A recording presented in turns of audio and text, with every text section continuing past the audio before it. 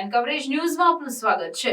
Chhota Udepur traffic પોલીસે સપાટો બોલાવ્યો હતો અને ક્રુઝર ગાડીની ઉપર બેઠેલ પેસેન્જરોને ઉતારી ગાડીઓને આરટીઓ મેમો ફટકારતા પેસેન્જર અટવાઈ પડ્યા।